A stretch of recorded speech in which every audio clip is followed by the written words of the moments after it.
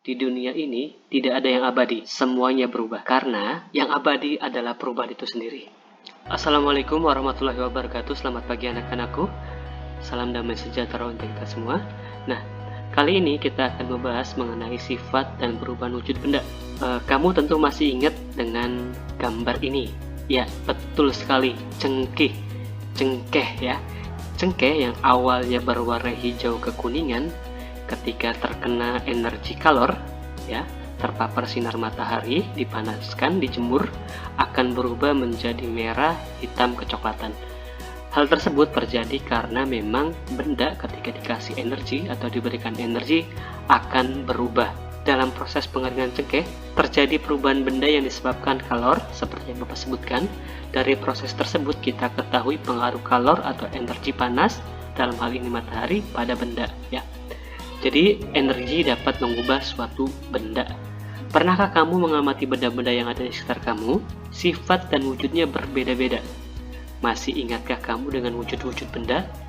Atau tahukah kamu dengan sifat-sifat benda? Masih ada yang ingat? Salah satu cara membedakan wujud benda adalah dengan mengetahui sifat setiap benda tersebut. Nah, yang pertama ada benda padat, benda cair, dan benda gas. Yuk kita mengingat kembali. Yang pertama mengenai benda padat, ya. Sifat-sifat yang dimiliki benda padat antara lain bentuk dan besarnya tetap, menepati ruangan, mempunyai massa atau berat, dapat disentuh dan dipegang, memiliki volume yang tetap. Contoh-contohnya seperti kayu, keramik, tembok, batu, dan lain-lain. Kemudian, setelah benda padat ada benda cair.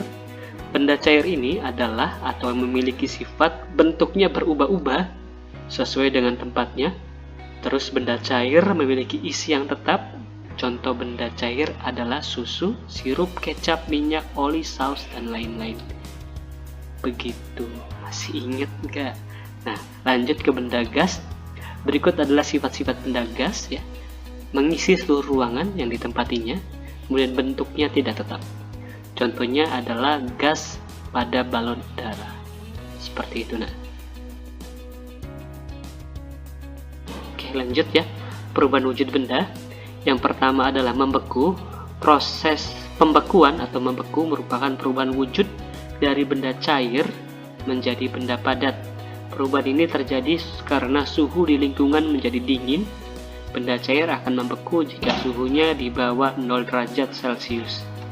Kemudian yang kedua ada mencair. Mencair ini merupakan perubahan wujud benda dari benda padat menjadi cair akibat suhu yang panas. Terus yang terakhir ada proses penguapan atau menguap, ya. Menguap merupakan perubahan wujud cair menjadi benda gas. Nah, yang terakhir adalah menguap. Menguap merupakan perubahan wujud cair menjadi benda gas, ya. Seperti itu. Nah, ini adalah contoh peristiwa perubahan yang ada di sekitar kita. Kita ke mencair, membeku,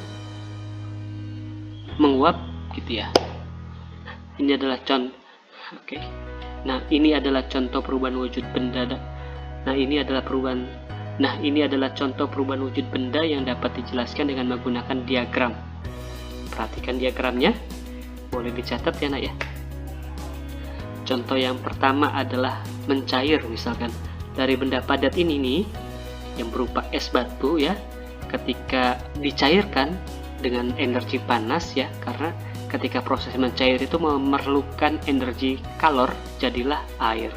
Ketika benda cair itu dibekukan, ya, kalornya dilepas, jadilah benda padat atau es batu seperti ini. Nah, yang terakhir ada proses penguapan atau menguap dari benda cair ke benda gas. Hal ini terjadi karena kita memberikan kalor terhadap benda cair tersebut. Dengan artian benda cair tersebut ketika proses penguapan memerlukan kalor. Seperti itu. Nah, seperti itu ya.